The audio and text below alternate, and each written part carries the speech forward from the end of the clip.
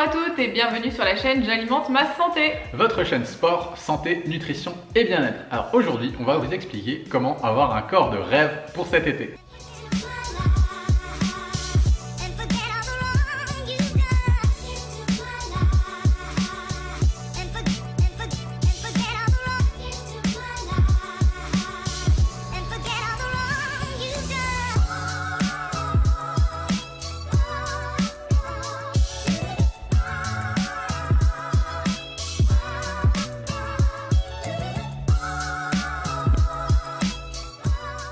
Alors, l'été, ça se prépare bien en avance. Je sais pas si déjà on n'est pas un petit peu en retard. Bon, bref, Ouais, je pense ce qu'on est sera un peu en peut-être retard. pour l'été prochain, c'est pas grave, pour l'année prochaine. En tout cas, ce qui est très important, on va voir plusieurs points différents. Comment obtenir des objectifs, comment atteindre ces objectifs, voilà, pour l'été. Et puis surtout de jamais les lâcher, hein, parce que souvent on vous le dit, hein, voilà, quand vous avez atteint votre objectif, c'est pas là qu'il faut s'arrêter, il faut continuer et c'est un travail à vie. Donc déjà la première des choses, c'est d'analyser ses points forts et ses points faibles. Parce qu'on a toutes des points forts et des points faibles. Les miens, par exemple, moi mon point fort c'est la muscu et je le savais pas, mais j'ai une bonne masse musculaire, je me débrouille très bien en muscu. Mon point faible c'est le cardio et surtout le cardio de haute intensité, pour moi c'est très compliqué. Qu'est-ce que tu conseillerais du coup, d'aller vers ses points forts, ses points faibles? Ah ben, pour moi, justement, il faut aller vers ses poins faibles parce que c'est là où on a des difficultés, c'est là où on a du mal à progresser, etc. Donc déjà, une analyse complète et honnête de son tempérament et connaître aussi son tempérament parce que moi, le mien, mon tempérament, c'est plus du cardio que je dois faire pour m'affiner et c'est vrai que pour moi, c'est toujours plus difficile.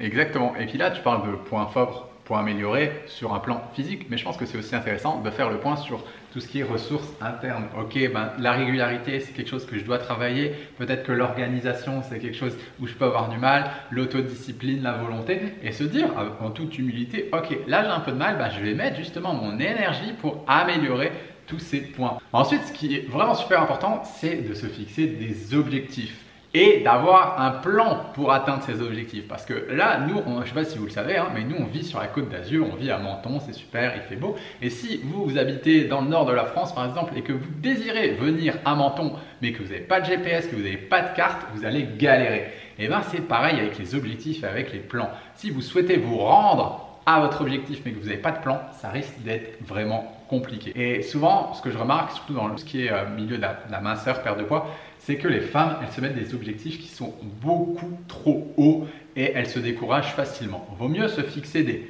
micro-objectifs, des paliers, d'y aller petit à petit tout en douceur, plutôt que se fixer un énorme truc et être déçu de ne pas l'atteindre, mais en même temps, c'est normal, les efforts à fournir étaient beaucoup trop importants. Ensuite, ce qui est intéressant de savoir comment on progresse, c'est de pouvoir quantifier la progression. Ouais. Parce que pour moi, quand on se donne des objectifs, c'est bien de voir aussi qu'on a progressé. Et vu que les progressions, elles sont minimes et qu'elles se font un petit peu tous les jours, on peut aussi se décourager et se dire « Ah ben j'ai pas vu de résultats, j'ai pas vu de différence, etc. » Tandis que si vous commencez à prendre vos mensurations par exemple, vous prenez des photos, vous regardez dans les vêtements comment vous vous sentez, et là à partir de ce moment-là, peut-être que des choses que vous ne voyez pas vous à l'œil nu parce que vous vous voyez tous les jours, et quand vous regardez la photo d'il y a 1 mois ou 2 mois ou alors les mensurations, vous dites « Ah mais oui, mais en fait si quand même j'ai progressé, peut-être à pas de fourmi, mais j'ai progressé, je suis en train d'aller vers mon objectif. » Donc attention de ne pas vouloir aller trop vite, parce que pour moi aller trop vite c'est forcément à un moment donné se prendre le mur. Si vous descendez déjà trop vite au niveau de votre poids, c'est pas normal. Une perte de poids, elle doit être lente et durable et progressive. Il peut se passer aussi des moments de stagnation et c'est tout à fait normal. Du temps que vous continuez à progresser pour aller vers vos objectifs, et c'est pour ça que les quantifications, et moi dans mes programmes, je fais quantifier tout, et souvent les personnes me disent « Ouais, t'as vu Céline, ça fait 3 semaines que je suis dans le programme, j'ai pas bougé, j'ai pas perdu de kilos. » Oui, ok, t'as pas perdu de kilos, mais fais-moi voir tes photos et regarde tes mensurations. Regarde, t'as perdu 20 cm sur tout ton corps et c'est génial. Ah, mais t'as pas perdu de poids, ben c'est normal, t'es en train de progresser, t'es en train de prendre du muscle et t'es en train de te dégonfler, de perdre de la masse grasse, etc. Et l'un dans l'autre fait que ton poids au final stagne, voire même parfois augmente. Et c'est pour ça que c'est très important d'avoir des méthodes de quantification pour pas se décourager et pour pas arrêter. Surtout surtout que notre mental aime bien nous jouer des tours, hein, et on a pas mal de processus d'auto-sabotage.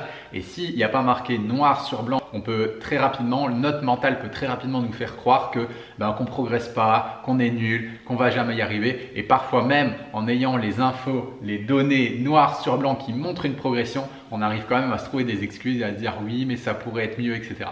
Donc vraiment les outils de quantification, c'est un outil indispensable pour justement garder sa motivation haute. Alors pour obtenir ton corps de rêve pour l'été, c'est hyper important aussi de garder tout le temps sa progression, ses objectifs et de ne jamais arrêter. Il peut y avoir des périodes dans la vie, Noël, Pâques, le jour de l'an, l'anniversaire. Voilà, il y a plein de choses en fait qui va faire que vous allez peut-être arrêter temporairement ce que vous êtes en train de faire. Mais faites attention, ne restez pas trop longtemps dans l'arrêt parce que vous le savez, en muscu ou en perte de poids, etc., la progression est très lente. Mais par contre, quand on arrête, la perte, elle est hyper rapide et c'est-à-dire qu'on reprend beaucoup plus rapidement que ce qu'on a perdu. Donc faites vraiment très attention, c'est hyper ingrat.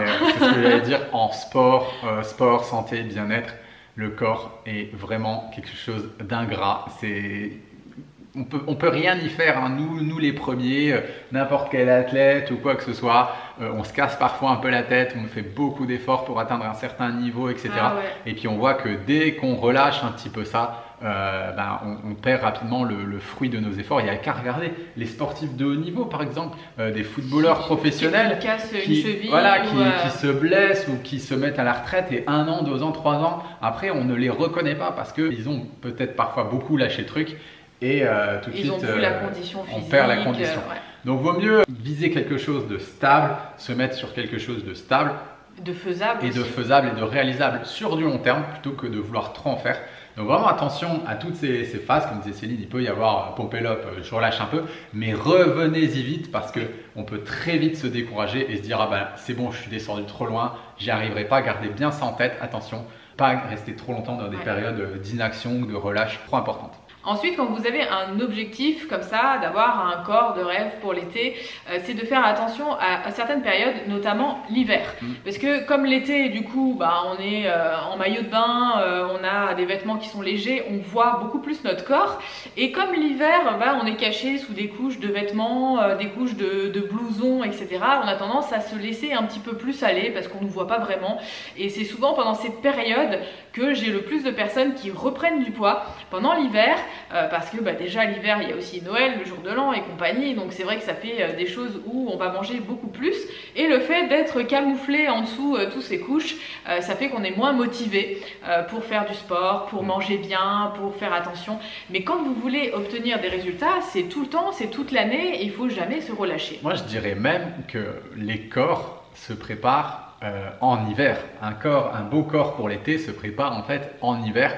Et au contraire, moi j'adore l'hiver, j'adore cette période pour bien me dépenser, bien me construire un physique parce que voilà, en plus il n'y a pas grand chose à faire, il fait froid dehors, etc. Donc j'en profite, je m'entraîne à la maison et là c'est vraiment les super périodes pour justement s'entraîner, monter son métabolisme, etc. Donc profitez justement de ces périodes et ne vous dites pas non c'est l'hiver, je me laisse aller et voilà quoi. Ouais, moi souvent ce que je vois, c'est comme je disais tout à l'heure, l'hiver, on ne nous voit pas trop, etc. Et puis quand on commence à se découvrir, on est en train de se dire ah mais mince, je vais me retrouver en maillot de bain. Ce que j'ai fait cet hiver, forcément ça se voit sur mon physique, que je me suis laissé aller. Et donc on est là comme des tarés à faire des régimes, des grosses restrictions, à faire du sport à outrance et presque arriver à faire du burn-out, tellement on veut en fait avoir des résultats vite, rapides. Et c'est là où en fait on fait les plus grosses erreurs parce qu'en effet peut-être on va avoir des résultats vite et rapides, mais après au mois de septembre, octobre, novembre, boum, ça va repartir, on va remonter et à chaque fois, chaque année, on va avoir 1, 2, 3 kilos en plus sur la balance et c'est comme ça qu'on se retrouve avec des 20, 30, 40 kilos en plus parce qu'à chaque fois, on a fait ces espèces de phases où on se laisse aller et puis des phases où on tire à fond le collier et puis on fait des grosses restrictions et puis on fait du sport à outrance dans tous les sens. Moi, ce que je prône, c'est que toute l'année, on essaye de rester sur quelque chose de linéaire, de facile à tenir. On fait du sport, on s'arrête jamais.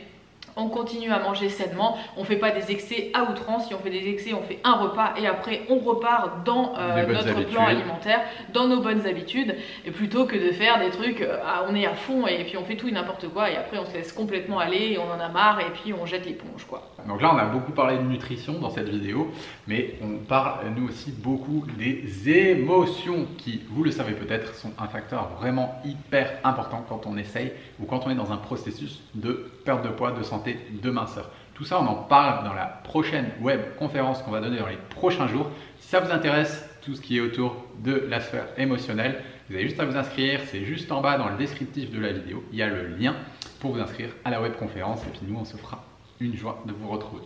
Sur ce, on vous dit à bientôt. Portez-vous bien. Ciao, ciao.